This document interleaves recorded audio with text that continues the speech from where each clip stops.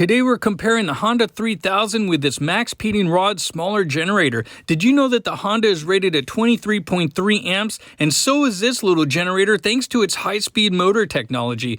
One thing with the Honda is that it's really big, it's really heavy, and it also costs a lot of money. If you look at it, it's over twice the size. And when you look at the price, well, it's about 3 times the amount, because when you buy the generator, you're almost forced to buy a wheel kit because you have to have a way to move the thing around, because it is a portable generator supposedly. Because if you don't buy the wheel kit, you got to buy a piece of junk cart like this, and then it doesn't really work that good. So by the time you add the wheel kit, fuel, and everything else, you're over 160 pounds just trying to move the Honda around versus 57 for the Max Peating rods. And normally you can just push the cart around like this, but then what are you going to do? I have to be able to get it up onto my trailer or even the back of the truck, which really you can't. Versus this one, I can pretty much just pick this up and go put it wherever I want. It even fits inside my RV trailer storage compartment with room to spare. This is where I used to put the Honda, but now that I got this one because it has more power and it doesn't weigh that much more, I can just kind of lug this around. Now, I do love this big Honda generator. It's definitely a bulletproof item, but it's kind of time to move on with something a little bit lighter because I'm tired of lugging the thing around. This thing has a lot of power, and if I ever need more, I can buy a parallel kit with the money I saved and double up my generator. One thing with the Honda, though, it is one of the best ones for maintenance and also getting parts. But when I got this other generator, I actually found out I could get parts for it as well. Down in San Diego, there's a parts depot, so that's a nice feature. And not to mention, it does have other things I like a built-in RV plug. And then it does have a couple USB ports, so just little things like that, they are kind of nice. But when I replace the Honda, it's just a nice thing to know that I'm not maxing out the Honda trying to run my AC unit, and I have plenty of room to spare, because that's what burns up your generators, is maxing them out. But we're going to go ahead and get some testing started. We're going to do a sound check on both of these units, and I don't think the Max generator is going to do as good as the Honda, because look how big this is. There's a lot of insulation in there if you've never been inside one. There's a whole fiberglass panel as well. So we're going to do the test at 23 feet, and we're going to do a low load and a high load. So right here we have a little test meter, and right now you can see it kind of says 0. And we're going to turn on the heat guns and the hairdryer behind me.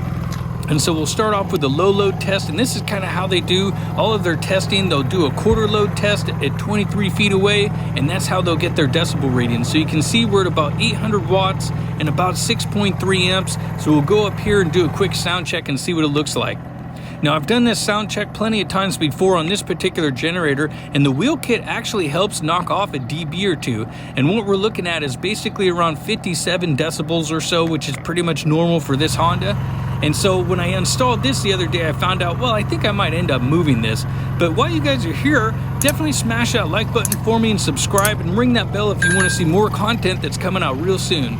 So we're going to do our high load test now and turn on this hair dryer. This is rated at about 1800 watts, but I only get about 1750 out of it. And you can kind of hear the generator kind of kick down as it turns on this other hair dryer, but we'll go ahead and turn this all the way on. Let that run. Now we should be completely maxed out on the generator. If you look, we're at 26 amps right now, almost 3200 watts. And this thing is only rated for 23.3, but the Honda can actually run at full max capacity at 3000 watts for a certain amount of time. And as we take a look at the green light here, we don't even see the red one flashing yet. And it's not a very hot day, but if it was hotter out, that light would be flashing and it would probably only run for a couple minutes and shut down. But it's only about 70 degrees, so that's actually pretty good. And this will make the generator actually run longer. If you look at the manual, it says under certain conditions. So what we're looking at here is basically the higher numbers. Those low numbers, whenever I get certain frequencies, for some reason it'll want to bounce up and down about 10 decibels. I don't know why it always kind of does it right here, but 72.5 is about right for this generator. I've tested it a lot of times, and this is pretty much normal. Anywhere about 71.5 to 72.5 is what I'll see for the Honda when it's pretty much maxed out, which is pretty good. It's one of the quietest ones out there, which is one reason it is so expensive and it's hard to beat. But when you look at all the other numbers, you might be surprised it's not really that much louder. The tone will be different, but we'll go ahead and do the sound check on this one now, and we'll do the same thing. We'll go ahead and turn on the heater or that heat gun at a quarter load basically, and so you can see it's off right now. So now we'll turn on the heat gun real quick, and this is going to be about 750 watts roughly.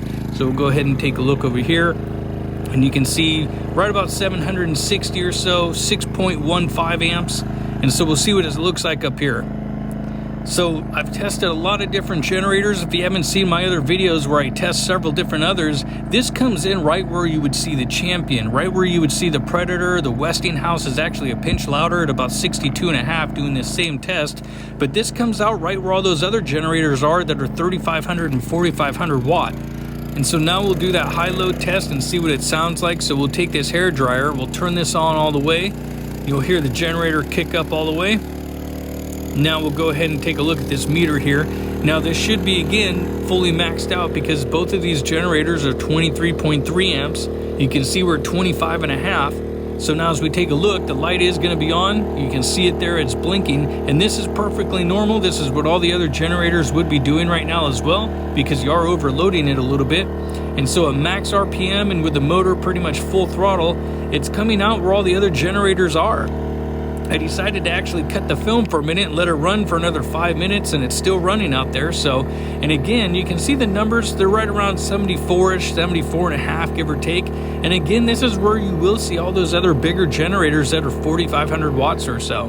Anyway, we'll move on. We're going to go ahead and do some load testing now just to see how these two generators compare when you turn on like an AC unit, a microwave, and more. So I'll put this meter up on the screen so you guys can see it.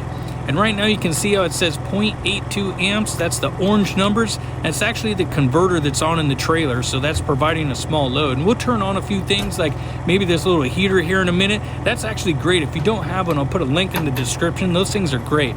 So we're going to turn off the converter real quick, and boom, now you see the numbers. They go down to 0 basically.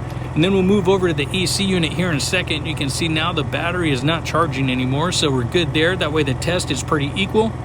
Now we'll turn on the AC unit, and my AC unit is a 15K AC unit. That's one of the bigger ones that they put in the trailers. And so we'll put the fan on low speed first, and then you'll hear the fan kind of kick on here in a second. There it goes. Then the generator and the compressor will kind of kick on. Boom, there goes the compressor on the AC unit. And I'm going to try to speed things along so we keep moving, but now the AC is fully running. You can see it's burning about 12 amps. It's not very hot out today. If it was actually hotter, we'd be around 13.5 to 14 amps. And now as we turn on the microwave, that'll add another 10, roughly maybe 11. And now this will pretty much max out our generator again, because again, 23.3 amps is what we're pretty much rated at. But the Honda will run a little bit longer for, most of the time. So we're going to go ahead and turn on a couple more items just to kind of get the generator to kind of get into the, overload light. We'll turn on this little heater real quick. This is 350 watts at about 3 amps. You can see that kick on. So let that run for a minute. Then we'll go ahead and turn on a couple extra items here real quick. Let that kind of settle down. And so the microwave is still going over there. AC is good. So now we're going to grab this heat gun again and do the same thing. We'll just turn on 750 watts real quick. Watch the light.